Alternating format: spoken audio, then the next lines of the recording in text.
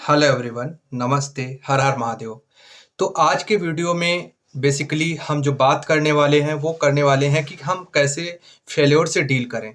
सबसे पहले हम आज का एक कोट पढ़ते हैं जिसको मैंने यहाँ पे लगाया हुआ है कि pray for the best. Always हमें प्रार्थना करनी चाहिए कि हमारे साथ सब कुछ अच्छा हो। ईश्वर से प्रार्थना करनी चाहिए, जिसको हम मानते हैं उनसे प्रार्थना करनी चाहिए, अपने माँ बाप से प्रार्थना करनी चाहिए, हर एक इंसान से प्रार्थना करनी चाहिए कि हे ईश्वर हमारे साथ जो भी हो अच्छा हो। प्रिपेयर फॉर द वर्स्ट, हमें हमेशा वर्स्ट सिनेरियो के लिए भी प्रिपेयर्ड रहना चाहिए कि कितना वर्स्ट कुछ भी हो सकता है हमारी लाइफ में। इट डजेंट, नोबडी नोज कि एट द नेक्स्ट इंस्टेंट या at the next period of time, at the next hour, at the next second, at the next minute हमारे साथ क्या होने वाला, नोबडी नोज।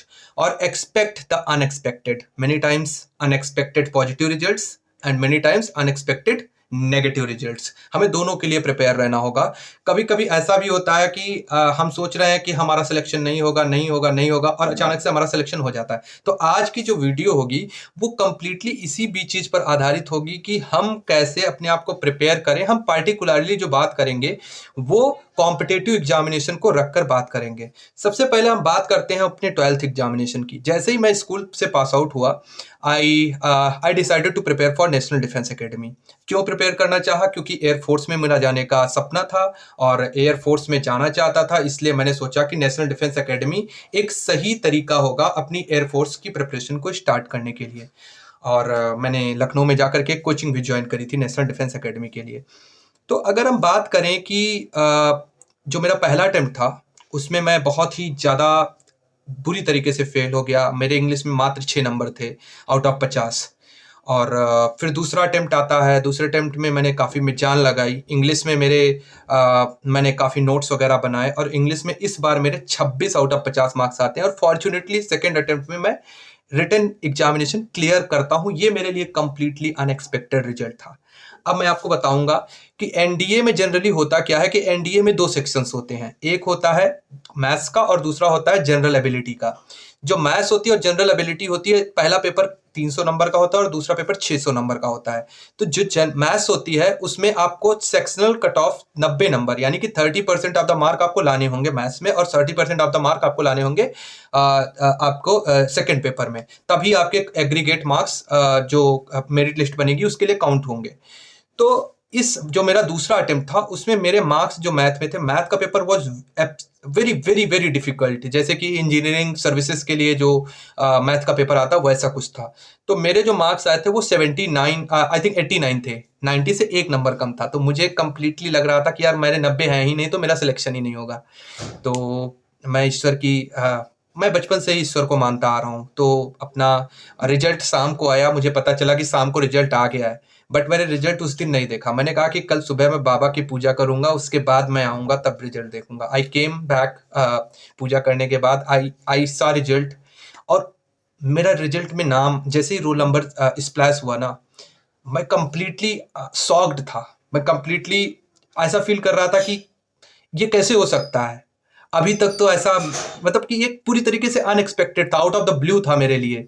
मुझे लगा कि बाबा का ही आशीर्वाद है कि कट ऑफ उस बार 20% चली गई थी। जो 30% कंसीडर किया जाता था वो 20% कर दिया गया था, क्योंकि 30% में कैंडिडेट्स नहीं मिल पा रहे थे, इतना कठिन पेपर बनाया गया था।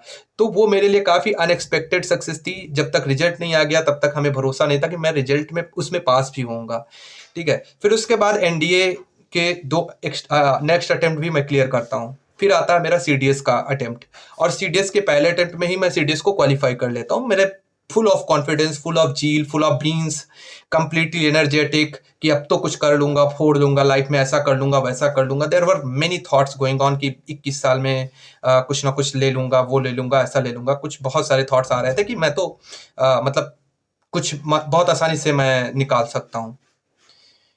पर क्या चीज़ें इतनी आसान थी? नहीं। उसके बाद 2019 आता है। 2019 में मैं फिर से लखनऊ जाता हूँ। मेरे ग्रेजुएशन कंप्लीट होने के बाद मैं फिर से प्रिपरेशन स्टार्ट करता हूँ, और वहाँ पर मेरी लाइफ का सबसे वर्स्ट सिनारियो शुरू होता है। मेरे फेल्योर का पीरियड शुरू होता है। कम से कम 3 से 4 एग्जाम में मैं कॉन्टिन्यूसली फेल होता हूँ। Despite giving my 100%, I was Fehling in every examination that I was writing. मैं कंप्लीटली सैटर हो गया, मैं गिर गया, मैं टूट गया, मैं ज़मीन पे आ गया। Life is full of unexpected realities. कभी अनएक्सपेक्टेड रिजल्ट आया था एनडीए का, अब अनएक्सपेक्टेड फेल्योर्स को मैं फील कर रहा था। मैं डिप्रेस्ड हुआ, मैं सैटर्ड हुआ, मैं ज़्यादा दिन लखनऊ टिक नहीं पाया। I came back from there to my village only. यहाँ पर थोड़ा सा फिर से अपने बाबा से मिलने जाने लगा, मेरे भोलेनाथ से मिलने जाने लगा। He got me out of the depression. तो बेसिकली ऐसी जो परिस्थितियाँ आती हैं, फेल्योर्स जो आती हैं, the best companion that we can have is the God whom we are believing to. Bholenath मेरे लिए सबसे बड़े कंपेनियन थे, मुझे डिप्रेशन से बाहर निकालने में, मुझे इस जो फेल्योर चल रहे थे उनको फिर से मुझे ट्रैक पे लाने के लिए I am very very thankful to him. He has played a very very vital role, just like a parent. जैसे हमारे माँ बाप हमारी केयर करते हैं, एट सेम उसी तरीके से our God, our Lord Shiva helps us, उसी तरीके भगवान शंकर हेल्प करते हैं। So whenever you are having trouble in your life, make sure you remember, you let your God know whatever problems you are facing. बहुत सारे लोग कहते हैं कि भगवान तो सब जानते हैं, बट एटलीस्ट आप उनके पास जाओ, उनसे शेयर करो कि I am facing these problems with all the love, with all the care, with all the like feelings। आप उनके सामने प्रकट करो, just like a kid, go and express your feeling। he will definitely understand your plight, and he will definitely give you like solution to each and every problem that you are facing।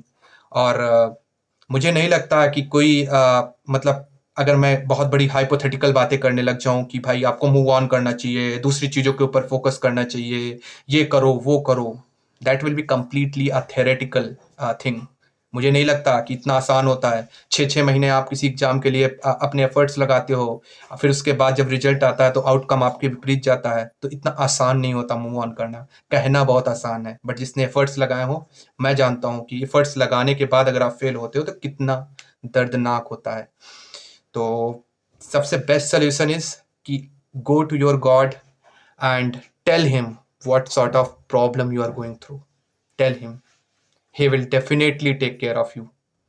और यही एक तरीका है जिससे हम अपने आप को इन फेल्योर से मूव ऑन करा सकते हैं। और एक चीज़ मैं बिल्कुल दिल से कहना चाहूँगा कि ईश्वर से बड़ा कंपेनियन कोई नहीं हो सकता, चाहे वो माँ बाप हो, चाहे वो फैमिली हो, चाहे बहन हो। Nobody is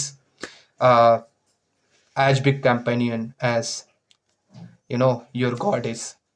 just believe in him, just have faith in him, just go and ask him, he will definitely help you। It doesn't matter what sort of problem you are going through, in each and every problem he will be there to help you। When nobody will be with you, when everyone will desert you, he will be there to help you, he will be there to always accompany you।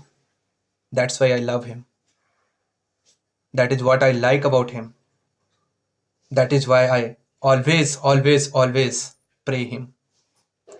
तो best तरीका यही है। आप ही अगर जो आपको कोई भी लाइफ में फेलियर मिले, सबसे बेस्ट तरीका है to remember your God, to remember your mummy papa, to ask him whatever problem you are facing. He will just like जैसे मम्मी पापा हम लोगों को सोल्यूशन देते हैं, वो एनकरेज करते हैं, वैसे हमारे भगवान भी एनकरेज करते हैं।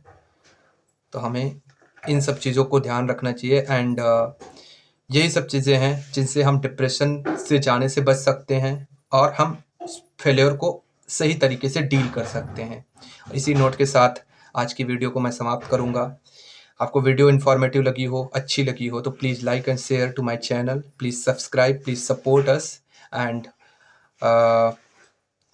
बहुत बहुत धन्यवाद वीडियो देखने के लिए। हर हर महादेव, जय हिंद।